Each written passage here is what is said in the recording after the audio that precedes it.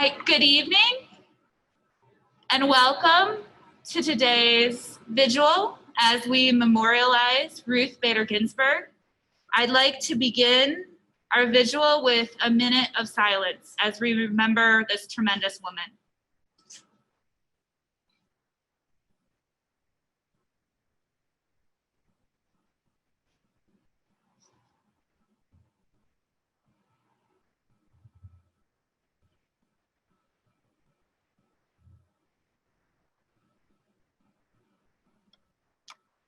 Thank you. And welcome. I want to welcome both those of you who are able to be with us here in person today and those of us who are joining us virtually. Thank you for coming together as a community. My name is Elizabeth Cronk Warner. I have the privilege of being the Dean at the S.J. Quinney College of Law. I'd like to begin by acknowledging in my personal capacity that today we're on Indigenous lands that were traditionally used as gathering places. So it seems particularly relevant that we would be gathering here today to celebrate the life of this amazing woman. My pronouns are she and hers. I'm just going to say a couple of minutes or chat for a couple of minutes because we have other speakers here today who are going to memorialize and speak to Justice Ruth Bader Ginsburg's tremendous contributions to not just the law, but also to our community. And we are here to remember and mourn this amazing member of our community, Justice Ruth Bader Ginsburg. There are two thoughts that I've had today that I wanted to share before I turn my time over. The first is my colleague, Associate Dean Amelia Smith Reinhardt, said something earlier today on Facebook that really struck me. She spoke about how impactful Ruth Bader Ginsburg was because at every point in her career as she climbed the ladder, and she did climb the ladder, both by being a successful Supreme Court advocate, winning many of her arguments in front of the US Supreme Court, and then of course becoming a Supreme Court justice herself when many thought that she could not do it. As she climbed that ladder, she did so with people on her back. She took others with her. She took us with her. And I thought that the way that Dean Reinhardt phrased that really was impactful. This idea of one person bringing her entire nation and her community with her and making it a better space was truly impactful. I also really appreciated all of the wonderful things that have been said about her in the past 24 hours. And one quote really struck with me that I wanted to share with you. She said, "If you want to be a true professional, you will do something outside yourself, something to repair tears in your community, something to make life a little better for people less fortunate than you. That's what I think a meaningful life is, living not for oneself, but for one's community." And so tonight I've been asked a lot about what I think her legacy is. And that's truly at the end of the day what I think her legacy is and what I encourage all of us to try to do as we remember her and try to support her moving forward, is that she moved us forward and she made her community, her nation a better place. We're so incredibly thankful for her service, not just to the US Supreme Court, but also to our nation. And so with that, I want to turn the time over to my wonderful colleagues from the Transform College, who are going to speak a little bit about the influence and impact of Justice Bader Ginsburg as well. So please join us. Good evening, everyone. I've been meditating on a phrase that I realize speaks to me deeply as a lifelong queer and genderqueer person. And as I meditated on this phrase, which comes from the poet Don Revelle, spoken about the transgender poetry of poet Eli Shipley, I realized that this phrase that I have so loved, that I obsessed over, that I've thought about, to my mind rather perfectly summarizes Ruth Bader Ginsburg. The phrase is this: it's simple, you can memorize it, you can recite it on your pillow tonight. The phrase goes this way: outrage, imperfect calm of mind.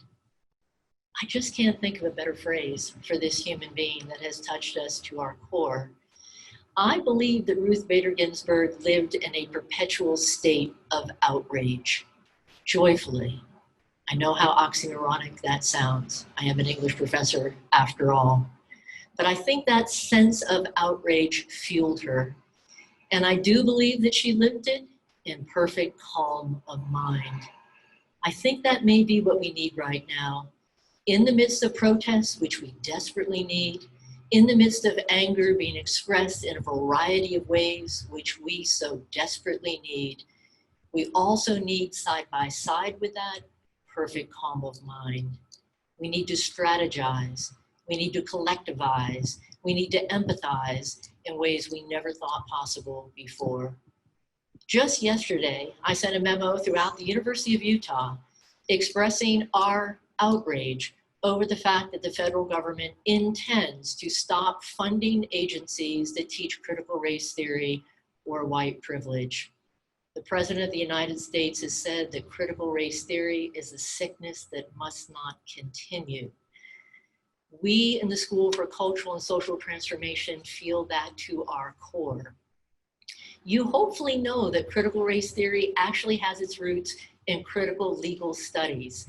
It's what connects us so deeply to the College of Law. We do believe that we must study our legal institutions. And we know that our legal institutions, as I think Ginsberg also knew, are not always characterized by rationality or impartiality. They are also ideological institutions that we must study, that we must fight with, we must live with, and we must seek to change. And transformation is in many ways in our new DNA at the School for Cultural and Social Transformation. I invite you to think about what it will mean for us to collectively, seriously take on anti-Blackness in this country. And if you wonder why in celebrating this great woman who did the work on sex gender, we would be talking about race, I think you know that all sex gender is racialized. To say racialized gender is to say gender. It's a very interesting question whether we've ever had two sexes in the history of the United States, or whether going back to our founding, we've always had what seem to be several sexes in motion. Black men, Black women, white women, Native men, Native women, and so many more. I think Ruth Bader Ginsburg has challenged us deeply to think about the collectivity that will carry us into this next stage. I hope you feel outrage. I hope you join us in outrage. I have never felt that anger needs to be the face of our anger. Sometimes it does. I think we are seeing that now very powerfully. But the type of calm of mind that we try to explore in our academic institutions serve us very well in this moment. And so I say, rest in peace, Ruth Bader Ginsburg, RIP, RBG.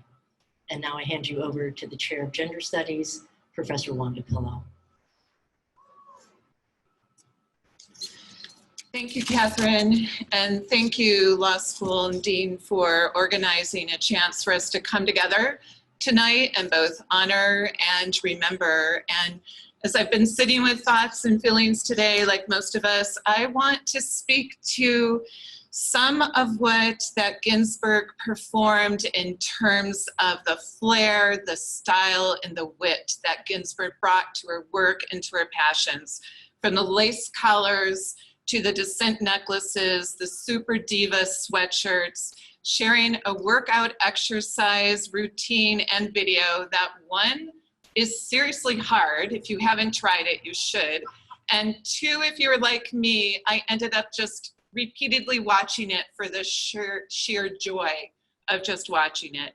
And I think especially since 2016, Justice Ginsburg became a bright source of clarity, of hope, of inspiration, and of belief.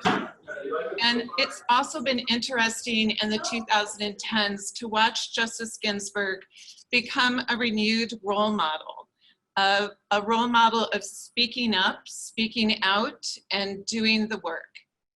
And that's where I think we started to see the notorious RBG, right, come into play, recirculating the name of rapper Biggie Smalls, known as Notorious B.I.G. And I give that bit of history because I'm encouraging us tonight to also remember Biggie Smalls and Notorious B.I.G. because in 1972, Ginsberg repeated abolitionist Sarah Grimsky's century-old request to quote, take their feet off of our necks, end quote, and made that statement in front of the Supreme Court at that time. And this is also the quote that began the 2018 RBG documentary. And I think that's not without coincidence. And it is a lesson for us to learn as Dean Stockton was laying out our history of critical legal studies, racialized gender, the work that Justice Ginsburg has been doing brought us to think about intersectionalities of equal access and the kinds of what that looks like and what it means, and our work that we need to continue on that today. I also want to turn to, and have been thinking about today, Justice Ginsburg's repeated use of dissent. And I think this is where the notorious is surely earned, is in this dissent as both a witness to an erosion of justice, but also dissent as a way to provide a logical, passionate counter voice. And I want to ask us all here tonight to begin to embrace this practice of dissent, which I think of as a form of critically engaged and a loving praxis. As Justice Ginsburg noted about dissent, dissents speak for a future age. That's the dissenter's hope, that they are writing not for today, but for the future. We are in historic, political, and social cultural times occurring during a global pandemic. Justice Ginsburg was well aware of this, stating a few days before she passed, "My most fervent wish is that I will not be replaced until a new president is installed." I think one of the most impactful ways we can honor Justice Ginsburg is to practice her persistent model of engagement and be willing as necessary to practice dissent. May her memory be a revolution is a call echoing across social media today. In the face of hate, systemic racism, violence, degradation of persons and land, and erosions of civil rights, let us all be notorious in our daily lives and our daily roles. And nothing is more notorious than participating in coalitional dissent to ensure rights and access, to enact dissent for the kind of communities that we want and need now and for the future. So let us find strength in this gathering, in this parking lot, and in online and at home, to collectively echo, I dissent, I dissent, I dissent. Thank you. And now we're going to turn to our online speakers. Hello, and my apologies for the delay. So my remarks will be short. I don't think that I have the words, equal to this moment, and I struggle to think of what to say at a moment like this. I knew Justice Ginsburg. I worked for her as a clerk in the 2011-2012 term. Can you hear me?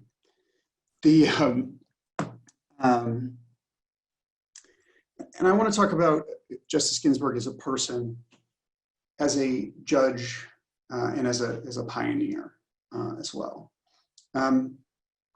Sorry, am I coming through? Can people see me on the? Okay. So when people ask me to describe Justice Ginsburg, I say, first and foremost, she's a grandmother. She reminds me of my own grandmother in many ways. And she was indeed a grandmother with a wonderful family whom I've met. she was that. She was a normal person in that way. She also happened to be a brilliant legal mind and a revolutionary attorney in her time. But she was very much reminded me of my own grandmother, someone who was concerned about the well-being of her family, and someone who cared deeply about her clerks and what their lives. She was also a loving wife.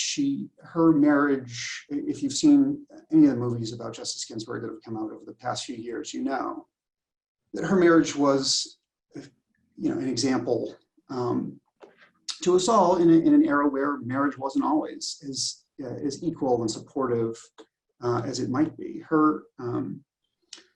She and her husband were married for, I believe, 56 years before his passing. And he supported her, she supported him as well throughout that entire time, as they both rose to prominence, and she ultimately to the highest court in the land. And Marty was her support that entire time, and I think was a model for all of us. Their marriage was a model for any marriage that we might have. I was rereading his note to her on his deathbed, essentially,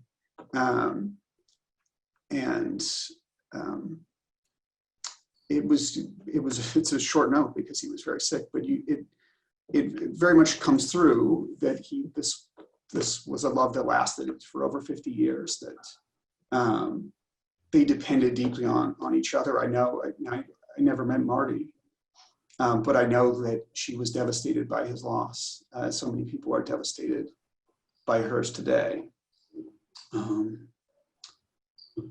She was, if you know anything about Justice Ginsburg, she was an opera lover, someone who loved music and the arts. I saw a photograph of her today with her opera gloves on, and it was very moving to me because that was who she was. That was her one sort of. Well, she was very much into fashion, but that was her sort of favorite fashion accessory.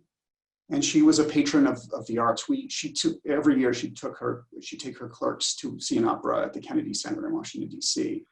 And we went there and we had wonderful seating and everything. And we got to go backstage and meet some of the singers and the artists. And they all knew Justice Ginsburg, and they would say, "Hello, Justice Ginsburg," and chat with her. It was clear that she was there all the time and was sort of a major supporter there. And she was so passionate about the arts, and she loved to share it with us, and get that a very fond memory. So I could go on and on about the justice as a person, but those are sort of the broad public strokes of who Justice Ginsburg was. As a judge and a justice, she was remarkable. She taught me so much particularly about legal writing. She, made me a better lawyer in so many ways. She had very high standards, and she was, I think in her early days, was thought to be tough on her clerks.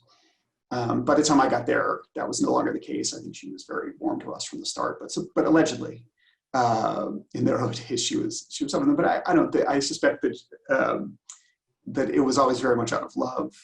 She certainly, again, was very supportive to us. I remember working on something with her, and she would sit us down. She sat me down individually and went over every line of everything, and said, this should be like this should be like that. And through that process, that's just the best way to learn. It was like getting an individual session with one of the most brilliant legal writers of our time. And I deeply appreciated that she would spend the time to do something like that. She was a brilliant legal mind. She ended up transferring law schools from Harvard to Columbia. I get to follow Marty and support him. And she was top of her class wherever she went. She was, one of the few female students at both places, and she that it was a difficult environment for her, and she excelled to just an unbelievable degree in both places. She was she was a brilliant legal mind. Even among Supreme Court justices, she was particularly brilliant. And that's, I mean, what more can you say than that? And finally, the reason that she rose as high as she did, the reason why the whole nation is mourning her passing, is that she was a pioneer of women's rights, most particularly, but as others have said, also a pioneer in racial equality and a dissenter in cases where that value wasn't always, it hasn't always been honored in over the course of her career. Maybe my favorite, or at least maybe the most touching, story that I can think of with in my courtship with Justice Ginsberg was towards the end, when work was a little lighter. We ended up watching a documentary that was on HBO at the time about the Loving versus Virginia case, a case involving interracial marriage. It was a very touching documentary, but we were watching it with Justice Ginsberg, who had also worked at the ACLU, which is where she did so much of her work in basically establishing equal rights for women. And watching this documentary, and she'd say, "Oh, I worked with this person. I worked there in that office," and just sort of seeing how she had been there at the epicenter of a dramatic legal and societal change, right? So it's almost beyond comprehension that in the fairly recent past, it was, men and women didn't have equal rights under the Equal Protection Clause. Interracial marriage was outlawed in several states. Through the work of people like Justice Ginsberg, those things have changed, and it's because of that we're here. And I hope that we can carry that forward, carry her amazing work forward into the future. I'll miss her terribly, and I thank you very much for the opportunity to say goodbye to her with you all tonight. Thank you. Hi, everybody. And thanks, Dean Cronk for the chance to say a few words at this hard time as we reflect on the life and legacy of this powerful woman who is a hero of mine. I send my condolences and deepest sympathies to her family and close friends and the tight-knit group of law clerks, and especially to my colleague, Matt. I'm so sorry for your loss. I got to know the notorious RBG when she was just Justice Ginsberg. Today's law students might not realize that she was well into her 80s when Instagram and Etsy crowned her the queen of coffee mugs and sweatshirts and Sundance documentaries. But it's true, the version that I first met was not the pop culture icon version. It was a mild-mannered, soft-spoken, even socially awkward woman who, and I really wish this was a joke, more than one lawyer at oral argument mistakenly called by Justice O'Connor's name or vice versa, despite them bearing not even a passing resemblance to each other. She was utterly unassuming. She was quiet. After the start of term mingling event where all of the justices met all of the clerks, I came home and told my husband that I had never felt so tall or so loud in my life as I had felt when talking for the first time to Ruth Bader Ginsburg. At one point, I literally bent my knees and squatted down a little bit because her decibel level was so low and because it just seemed so awful to keep requiring her to crane her neck to continue the conversation with me. She was brilliant and hardworking and genuine and driven, but she most certainly did not have the sheen of celebrity about her. She was a reluctant hero, an unintentional influencer, far more workhorse than movie star. In fact, the first time I ever heard her laugh was on film just a few years ago. The RBG documentary producers showed her some footage of Kate McKinnon portraying this insanely hilarious version of her chugging vitamin C powder and doing this cocky dance on Saturday Night Live, and it made her chuckle. And this scene was all that the former clerks could talk about on our text threads right after the premiere. This big, genuine, hearty laugh from her. It wasn't anything that most of us had ever experienced. She'd been a worker, not a laugher. But she was also, in so many ways, the most extraordinarily warm, giving, helping person with absolutely extraordinary devotion to leaving everything better than she found it. She modeled for me and for so many of the women at the court that year what it meant to own your professional space and to give your life to something noble and good. With her remarkable Marty, whom we also loved, she modeled what it meant to be in a truly equal partnership, defined not by your own needs, but not by the outside expectations that people had of what your needs should be. She modeled what it meant to think clearly and to write precisely and to respect the rule of law for the fragile, miraculous thing that it is. The artwork on the wall of her chambers quoted the book of Deuteronomy. It read, "Justice, justice shalt thou pursue."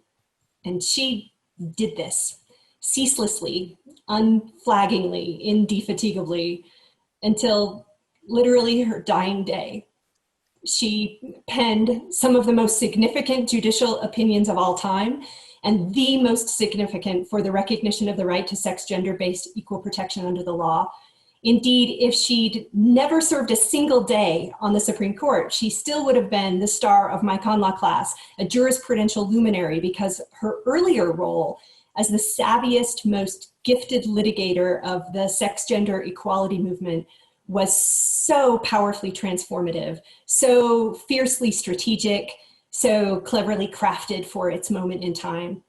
In remarks that she sent to the National Constitution Center just this week upon receiving its Liberty Medal, she looked back on that time period as a groundbreaking lawyer, and she said, I think with characteristic humility, quote, "Helping to explain what was wrong about the closed door era was enormously satisfying." So while the loss of her is immeasurable and the cloud that it casts at this already deeply troubled time is dark, and the grief that we feel at this moment is palpable, I think the truest tribute that we can pay to this life well lived is to live well our own lives in the law, to keep helping, to keep explaining what is wrong with the doors that are still closed, to find satisfaction in hard work and in change making, to say with her same relentlessness, "Justice, justice shall we pursue." May her memory be a blessing to all people who treasure the promises of our Constitution, and may we all find the resolve, despite our weariness and heartache and fatigue, to dig in like she did, to show up and to speak up and to never, ever give up. Thank you, RBG. Thank you for standing so very tall.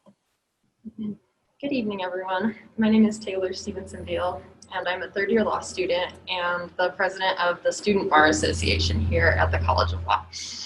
I've had the chance to talk to many of our classmates in the last 24 hours, and I know that so many of us are struggling to accept that the remarkable Justice Ruth Bader Ginsburg has passed. If I'm being honest, I don't know if I fully processed it myself. Justice Ginsburg has inspired literal generations of law students and lawyers across the country. She's been an incredibly pivotal figure and feminist role model in my life. When I was feeling intimidated and doubtful about applying to law school several years ago, it was her life story that emboldened me to chase after my goals, regardless of how impossible they seemed to me at the time. She taught us that if a woman who was born in the early 1930s could overcome adversity after adversity, from blatant gender discrimination to her beloved Marty suffering from cancer while they were both parents in law school, that we too can get through obstacles on our paths to our hopes and dreams. She was a fighter from the beginning and she was no stranger to hardship.